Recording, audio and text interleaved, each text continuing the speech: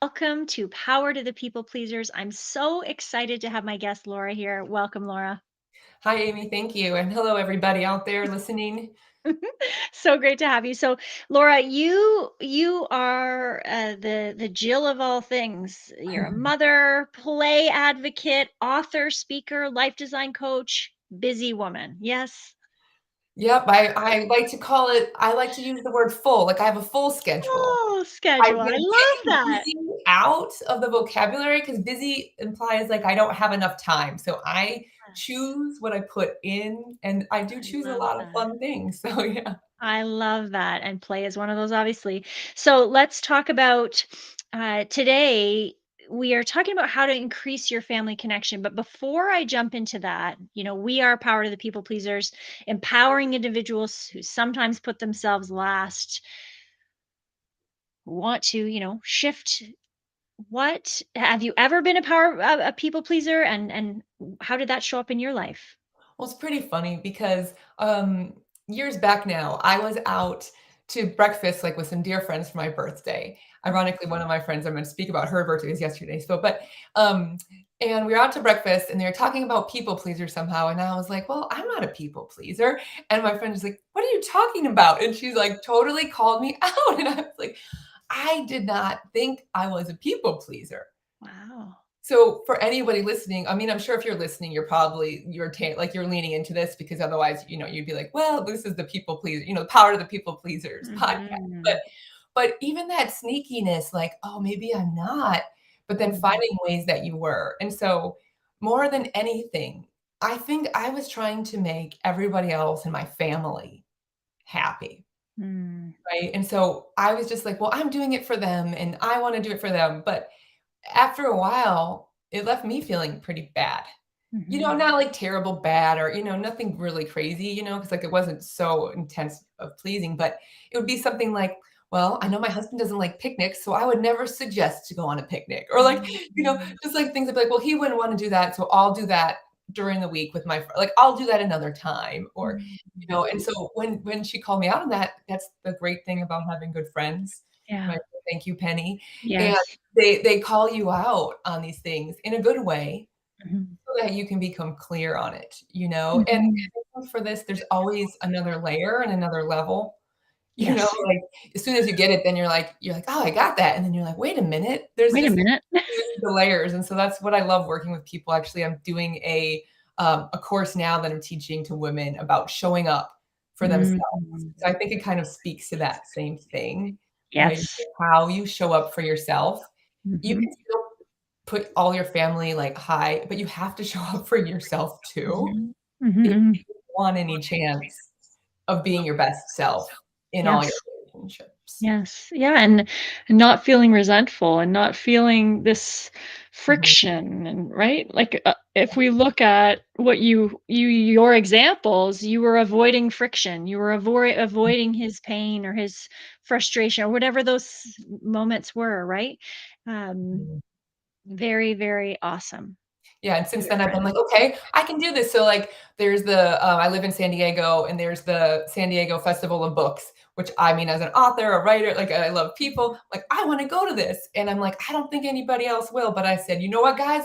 We're getting in the car, we're all going to USD, we're gonna go to this book festival together," Amazing. and I stood up for like, for me, the thing is, they weren't ever saying no, they weren't ever putting Mhm. any of that. It was here, I'm pointing to myself for those of you who Yeah. are listening. I'm like, "That was me." And so I think we think that sometimes you think, "Oh, it's because other people are treating you some way." They were all treating me great. I was the Mm. one who was treating me not so great, and then I realized it, and that's the gold. When Mhm. you notice it, then Yeah. you can start to make a shift. So then we all went to the book festival.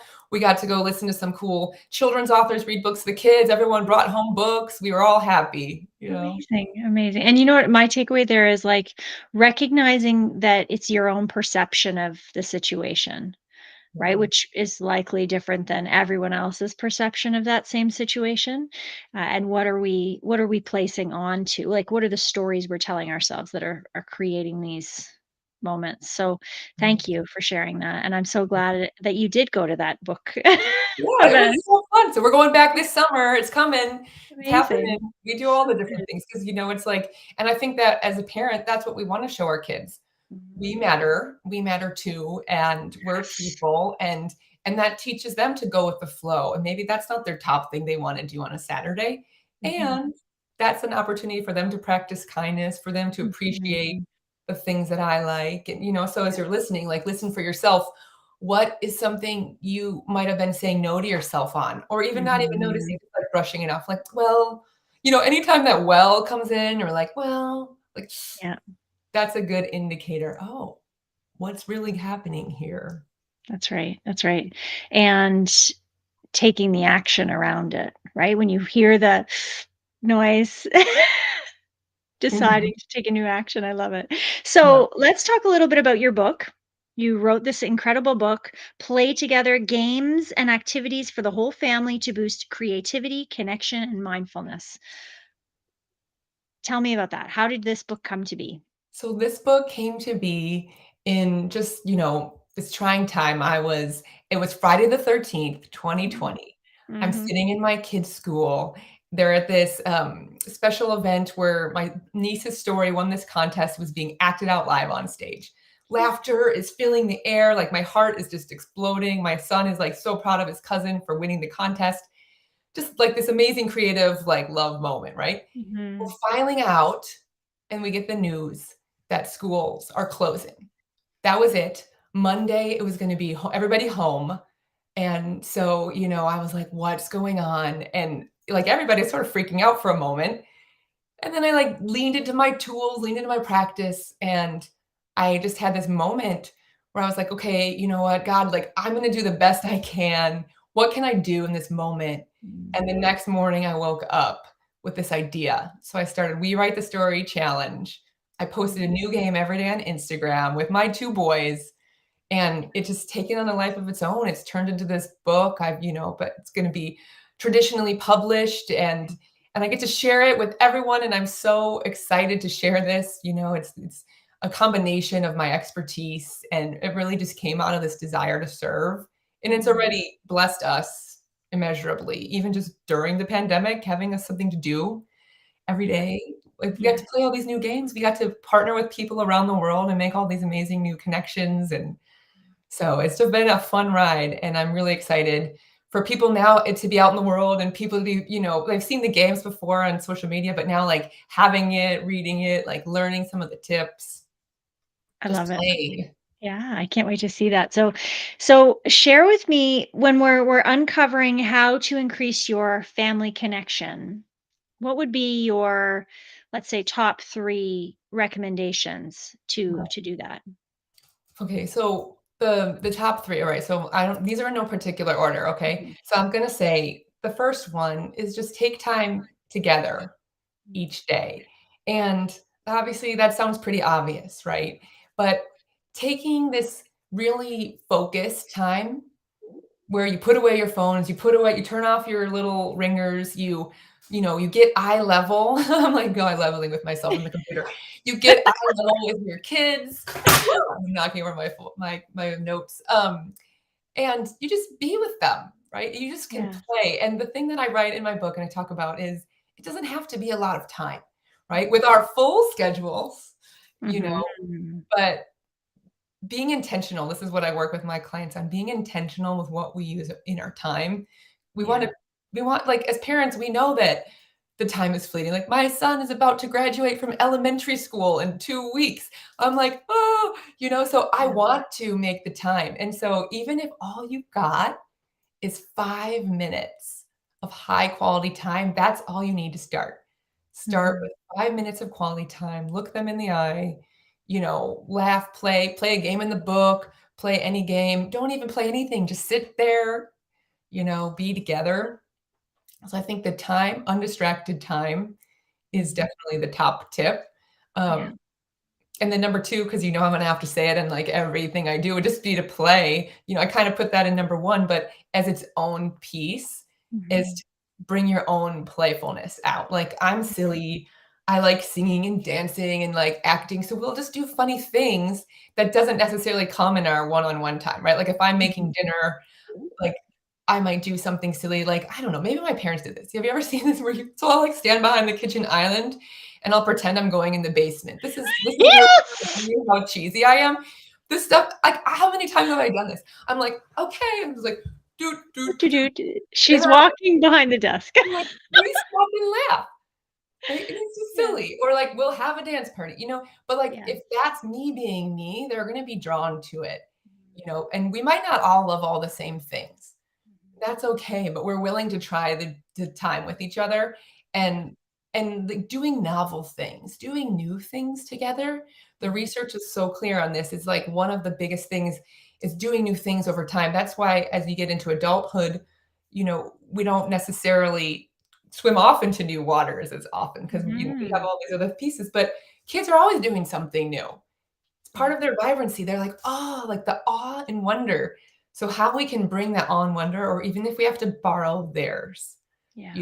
borrow theirs, get in their world, Yeah, see through so their eyes for sure. For see sure. through I their wanna tell you, Laura, so you can feel, like you're in a safe, comfortable space. Frequently, you can find me walking like an Egyptian while, cooking in the kitchen, That's nice. or, sometimes I vogue.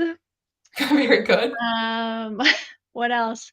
I've been known to click my heels like a leprechaun while Oh, walking down the street to get the mail. yeah. Well, and because that's your play personality, right? So, like, so if you're listening, you don't have to all of a sudden like strike a pose, but you'll find your own piece, and Yeah. that's the beauty of it. Is like when you are being fully self-expressed, people Mhm. are drawn to you because everybody wants that. They might not want your version, right? Like, I don't love golf, but if people love it, I'm psyched that they love it, and they're like all Yeah. telling me all about it and all, and I'm like, that's amazing, you Mhm. know. Mhm. And you know what? I think as we're talking about this, it reminds me of how we are role modeling for our children to be playful as adults, right? They don't have to grow up and become stuffy, like boring, never laugh, never do anything silly ever again, right? And Mhm. there is this role modeling piece of helping them to have the confidence to shine their own selves, whether it's quirky or silly or, whatever. They can just it's okay that this is a safe space to just be themselves. Yeah, you nailed it. Because that's how Mhm. they learn, right? They learn by watching us, Mhm. and we want them to see that just because they become adults, they don't need to get into the grind and give up all of the things that make them uniquely them, Yeah. and that we can be confident doing cheesy things in front of other people, like, that's okay for them, especially as they get into their teenage years. Yes. Yes. It's Yeah, so I'm curious, on this concept of connection. I have a 14-year-old and a 12-year-old who have cell phones. We have pretty strict rules in our house around these, but I'd love to know from your perspective, your expertise. We're talking about how to increase your family connection. You talked about, turning your phone off, turning off the vibrations. How do you recommend individuals who already have children with phones increase their connection? Yes, you're saying it just can be 5 minutes, but what are some strategies that we can use? What I would say is use environmental design. So try to find a routine. Try to find Mm, a time in your day that works naturally. When are mm, you guys all together? Where does it flow with ease? So you're not like, okay, everybody, especially as they get older, right? Okay, everybody, now we're having family time. They're like, oh, mom, oh, come on. yeah. So like maybe it's after dinner or right Mhm, after school. Like when do you have this little pocket of mhm, time? Maybe it's right before bed, although I know bedtimes keep getting later and later, but, like, where does it naturally fit in mhm. so that it becomes easy?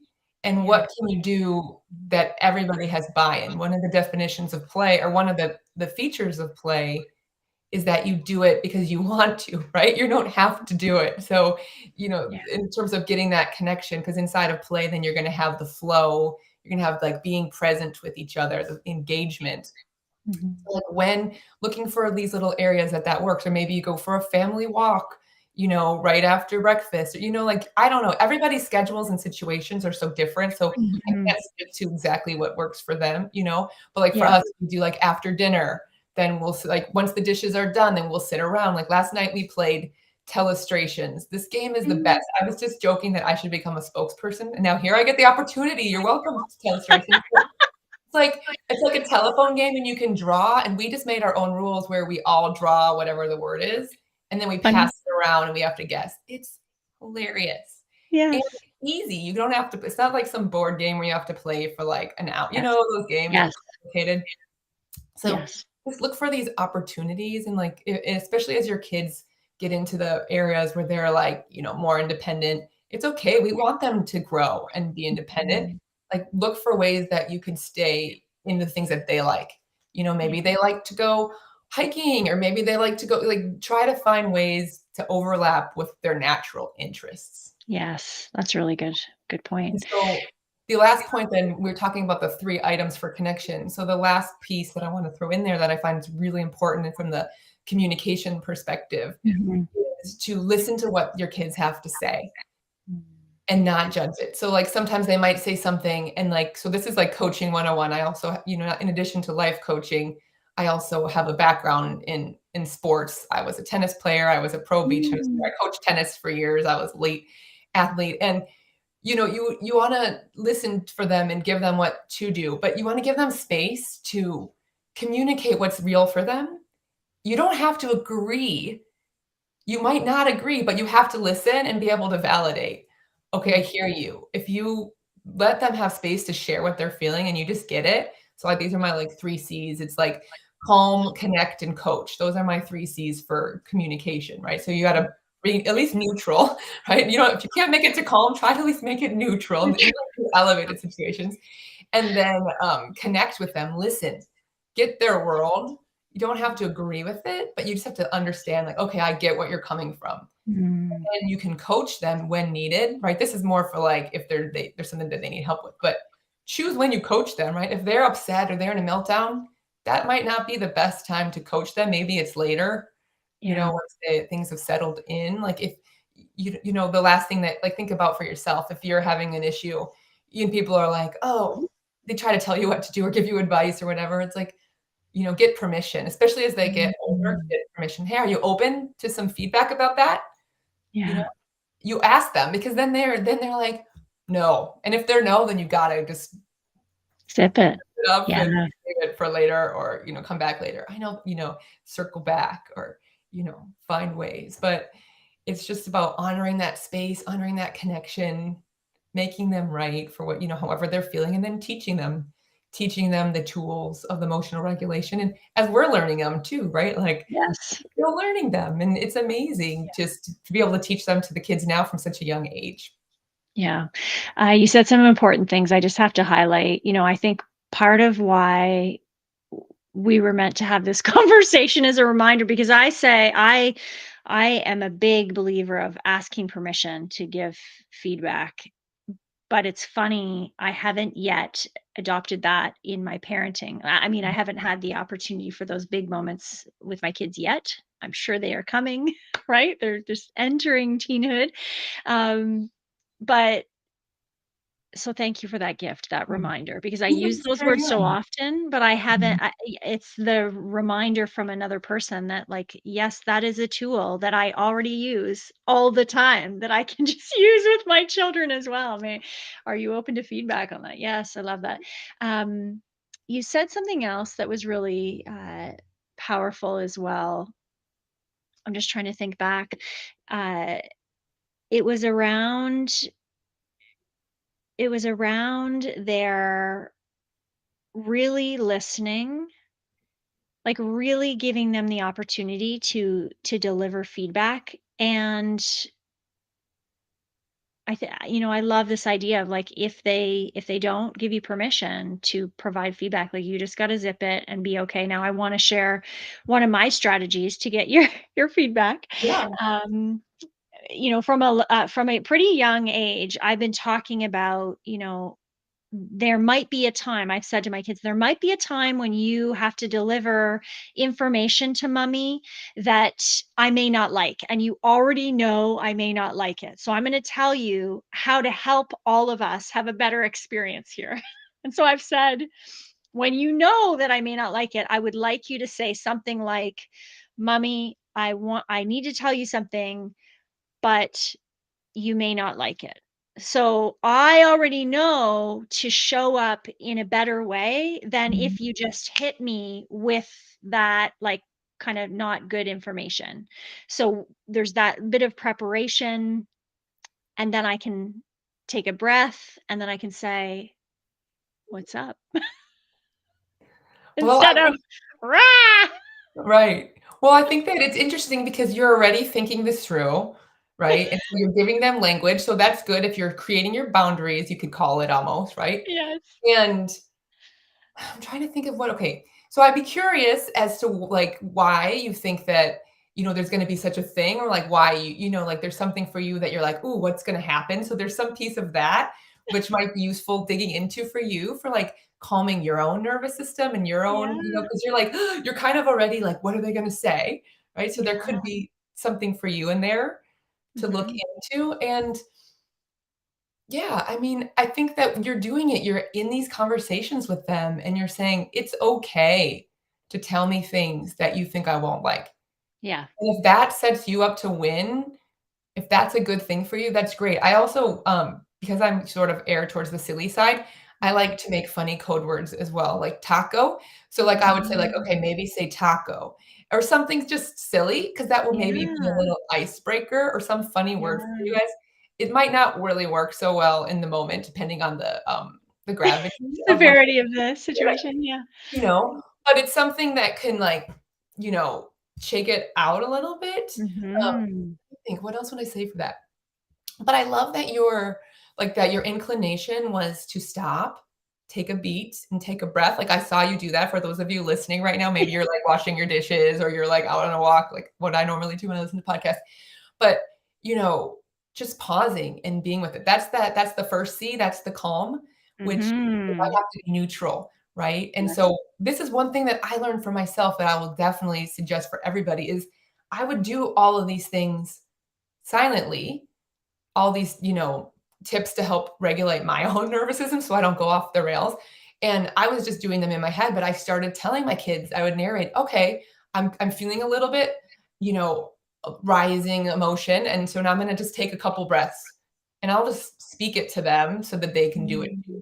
Right. So I love that your Yes. inclination was say this, let's take a moment and Mm. then we can discuss it because that's just creating an extra space. And then Yes. teaching them. That's why I have all these games about different types of breathing because I think my kids are probably like tired of hearing me say, just take a breath. Right. So I like created this game where you do like hand flip. You know, this game where you like go like Yeah. this, put your hands on top.